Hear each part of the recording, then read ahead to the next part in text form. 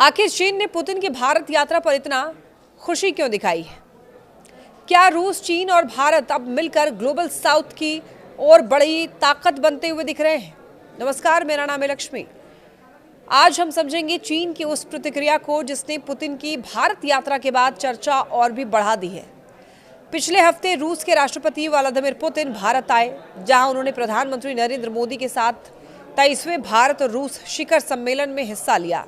अब इस यात्रा के बाद चीन ने एक बयान जारी किया है जिसमें तीनों देश भारत, चीन और रूस के रिश्तों की जमकर तारीफ की गई। ये बयान इसलिए भी खास है क्योंकि चीन आमतौर पर भारत और रूस की नजदीकियों पर कम ही सकारात्मक प्रतिक्रिया देता है। चीन के विदेश मंत्रालय ने यह साफ कहा कि भारत, चीन और रूस सिर्फ उभरती अर्थव्यवस्थाओं ही नहीं बल्कि ग्लोबल साउथ का महत्वपूर्ण हिस्सा है। चीन का यह मानना है कि अगर इन तीनों देश के रिश्ते मजबूत होते हैं तो इसका फायदा न सिर्फ इन्हें बल्कि पूरे एशिया और दुनिया की शांति, स्थिरता और विकास को मिलेगा। चीन के मंत्रालय के प्रवक्ता गुओ जियाकुन ने यह कहा कि बीजिंग, नई दिल्ली और मॉस्को के बीच बेहतर तालमेल क्षेत्रीय संतुलन के लिए बेहद ही अहम है।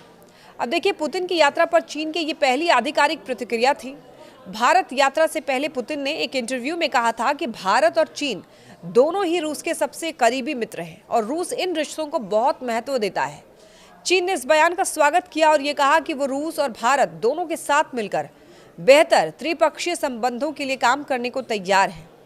चीन का ये रवैया इसलिए भी दिलचस्प है क्योंकि पिछले कुछ सालों से भारत चीन रिश्ते पूर्वी लद्दाख की 2020 वाली झड़प के बाद से तनावपूर्ण रहे हैं। लेकिन अब चीन ये संदेश देना चाहता है कि वो भारत के साथ लंबी अवधि के स्थिर रिश्ते बनाने के लिए इच्छुक है। अब चीन ने अपने बयान में ये भी कहा है कि वो भारत के साथ संबंधों को रणनीतिक ऊंचाई और दीर्घकालिक दृष्टि से देखना चाहता है। यानी बीजिंग ये दिखाना चाह रहा है कि सीमा विवाद एक अलग मुद्दा है, लेकिन बड़े स्तर पर दोनों देशों को साथ काम करना चाहिए।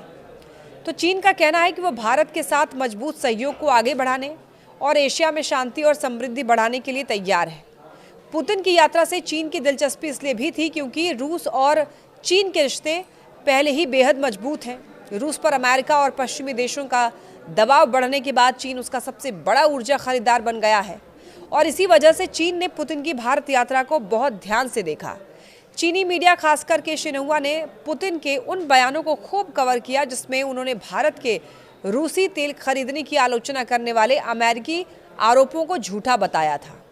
भारत रूस शिखर सम्मेलन में व्यापार, ऊर्जा और रक्षा को लेकर कई अहम समझौते हुए और दोनों देशों ने 2030 तक द्विपक्षीय व्यापार को 100 अरब डॉलर तक पहुंचाने का लक्ष्य रखा।